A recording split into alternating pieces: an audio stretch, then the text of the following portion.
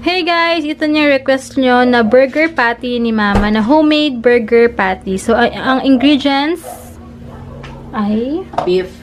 Itong beef. Kalahating kilo lang muna yung ginawa ko. Kalahating kilo. Sa pangkalahating kilo to. Okay. Pinaggiling na beef yan, di ba? And then? 2 tablespoon milk powder. Ano ito? Powdered milk. Powder. Anong brand? Kahit ano, basta powder. Kahit beer brand. Tapos ako, 2 itlog nilalagay ko. Actually, dapat isa lang. Pero 2 nilalagay ko. And then, 1/2 teaspoon of salt. 1/2 yan, teaspoon of ano rin. Pepper. Oo. Black pepper, McCormick and Forsyth. Celery. Celery. Yan, ano mo na? Bawang sibuyas. And ano to, Ma? Ano to? Ayan, breadcrumbs. Breadcrumbs. Ang lalagay ko din is 1 cup. Ito, 1/2 tablespoon pala to kasi the more na maraming paminta, mas masarap. isang ulong bawang yan. Okay. Ito, balik. Ganito na lang. Ito, kasi kailangan pino siya.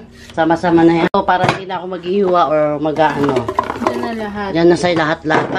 Para pino siya. Pero kung wala kayong ganito, pag wala kayong ganito, pwede yung pino. Basta pino.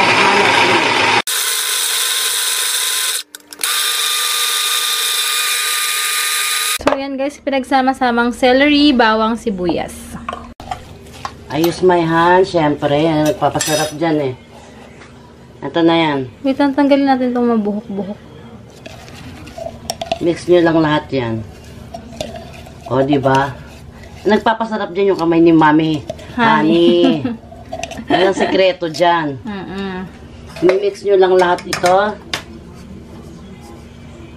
Mix lang lahat. Yung milk, salt, pepper. Yan yung egg. Itlog, bago nyo ihalo sa isa, kailangan lagay nyo mo sa isang lalagyan. Kasi mamaya pag bulok yan, diretso. Bulok na lahat yan. Kaya kailangan lagay nyo muna sa isang ganyan. Yan. Tapos, mimix na natin yan. Wait lang. Yan. Mix. Kayo lang naman ang kakain yan eh. Tsaka yung pamilya. Pwede nyo nang gamitin yung kamay nyo. Basta maghugas lang kayo ng maigi. Hugasan nyo rin yung paa nyo. Para hindi lagi madumi. Ano ba yan? Di seryoso naman yan. Kasi mas ano daw yan guys mas talagang tsaka dapat talaga masalong-halo pag minamasa. Mas ano, depende yan sa ano nyo. Kailangan talaga mas na mas talaga siya. Ano ma? Puro ano? Yung halo nga. Yung halo. Yan. And then, pero since lagi akong gumagamit ng magic sarap, lalagyan ko siya ng konting magic sarap. Ano lang, kuha lang kayong konti. Sprinkle lang. Tansya again. Huli nating ilalagay yung... Close the door, Hugo.